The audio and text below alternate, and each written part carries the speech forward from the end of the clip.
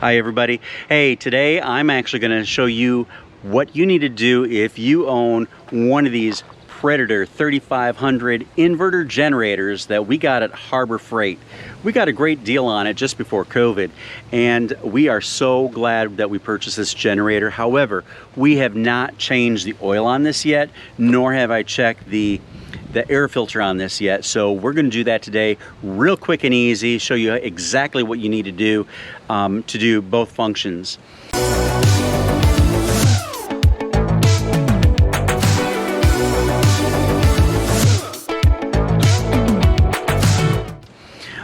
We really appreciate having this generator, and according to the manual, every 50 hours you're supposed to go ahead and clean your air filter, and every 100 hours you're supposed to go ahead and change the oil on that. So we have not done anything yet. To find out how many hours you actually have, all you have to do is turn on the generator, and it's got a simple automatic start right there, and we just flip the switch, turn it to run, and then it has your digital output. That's the volts, that's the amps, that's the volt and amps, and this is the number of hours. So if you can see that, we actually have 55 hours.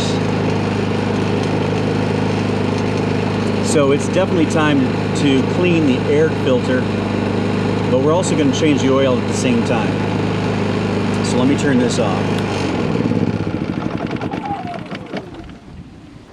Now there are some great easy ways that you can go ahead and change this oil and make life simple for you. If you're going to just change the oil, all you have to do is right here on the oil fill inside, open this up,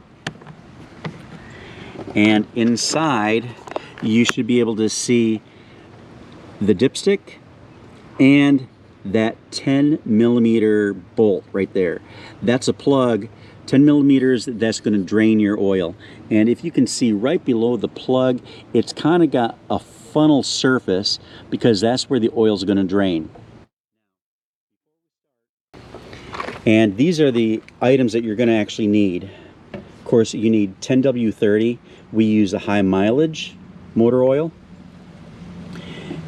and the manual says it takes 20 ounces. You also need a funnel, you need a ratchet, a 10 millimeter socket, and an extender. You're going to need this if you're going to use this window to actually go ahead and do your oil change. Now I'm also using a flathead screwdriver and a Phillips screwdriver, and I'm also going to cheat and use this cheap cookie sheet that I got at the Dollar Tree or something, real cheap, something disposable, because I don't have enough clearance to actually put a big oil catcher underneath it. I am not going to actually do the oil in here because every 50 hours I need to clean the air filter, so I'm going to show you exactly how to do that. You see there's two Phillips screw heads up here. Let me show you how I fix that. I'm going to take these off or loosen them up. They don't actually come out because they've got grommets in them.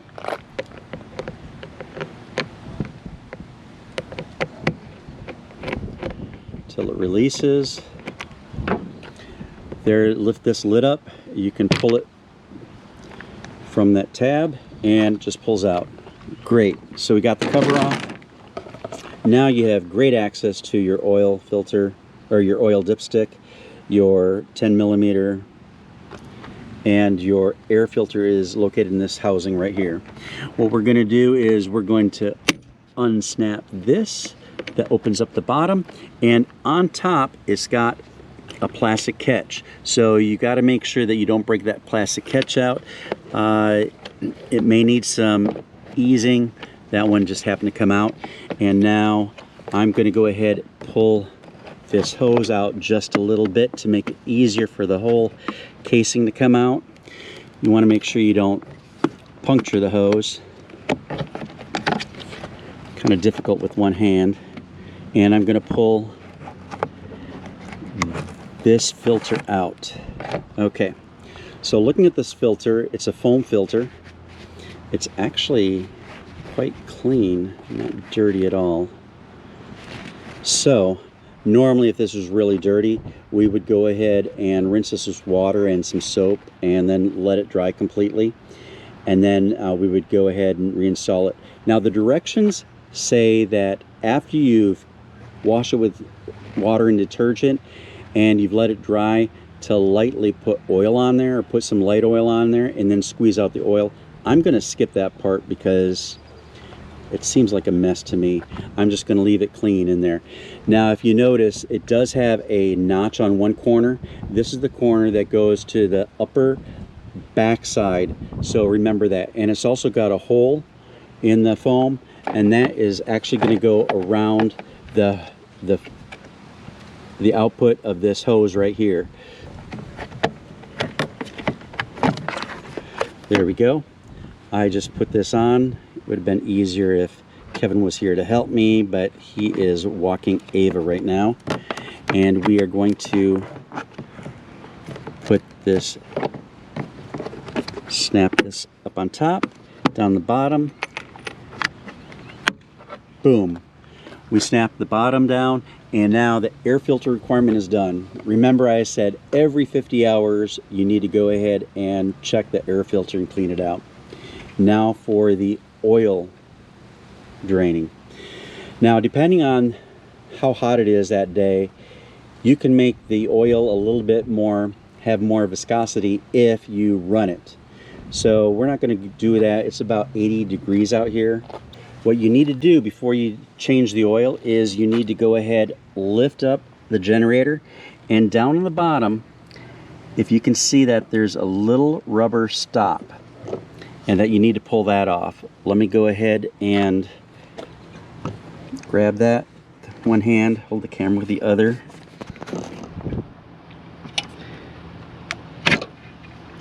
There. All that is a cover to cover the hole that the oil is going to come out. So let me return the generator back down. Here's a quick tip. What I'm going to do is I'm going to take this cheap piece of tin. It's got a little lip on it because we don't want the oil spilling out, and I'm going to slip it on underneath. I'm going to just tip the generator over, stick that underneath, and there we go.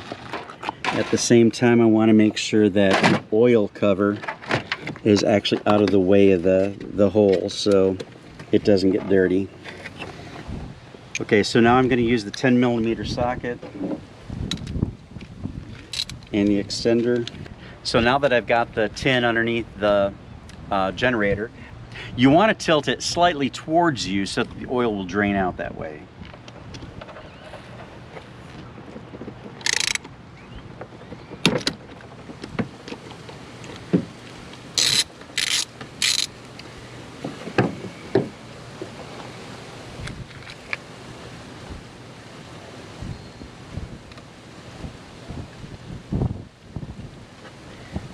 There it comes out.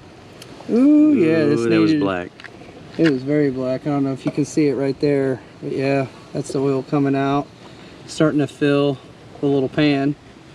What they say, about 20 ounces. 20 ounces, yep.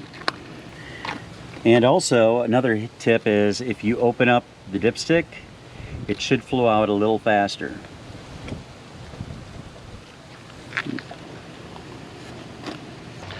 All right, it only took less than a minute for this to drain completely. We did tilt it up a little bit to have it come out a little bit faster until it started dripping, but as you can see, it's no longer dripping. I'm just cleaning up the little funnel area here.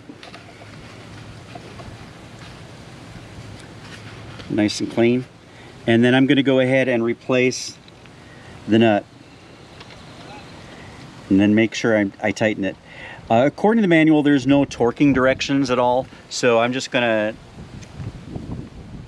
do more than finger tightening it. But I don't want to tighten it too hard to crack anything. Yeah, that does look like it's an aluminum block, so you definitely don't want to over tighten it because you will crack it. There, that's good tight. And now we are going to stick the hose, or the funnel, and we're going to put in 20 ounces. Now, we already have...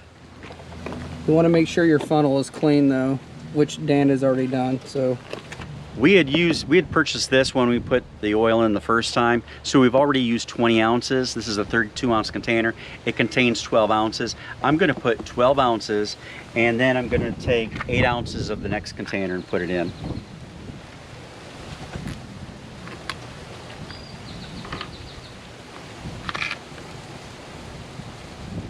So we got our 20 ounces in there, and I went ahead and put the dipstick in, checked that, and it's all good. Now I just kind of cleaned it up, and now we're going to go ahead and put this cover back on, and it's simple. It's simply the reverse. There's 3 tabs down the bottom. Can you go back and show them? 1, 2, 3. You have these holes. Just want to make sure. And they slip nicely in there. Remember, this lifts up, and then snap these in, and then just tighten these 2 Phillips screw heads in.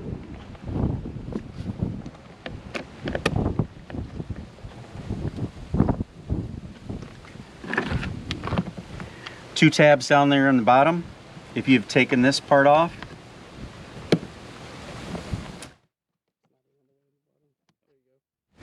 And then this you keep tightening up. It's just a straight screw. There we go. All right, now the big test. Let's go ahead and start this. Turn to start, hit the starter button. Turn to run.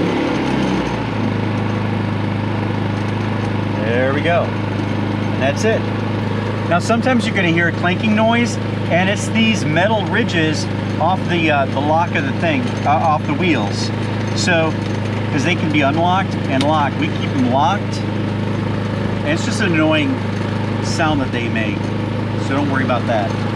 And so that's it. So in just a few minutes, probably 20 minutes, we check the air filter, and we clean that up, and we also change the oil on the Predator 3500. Definitely check that out.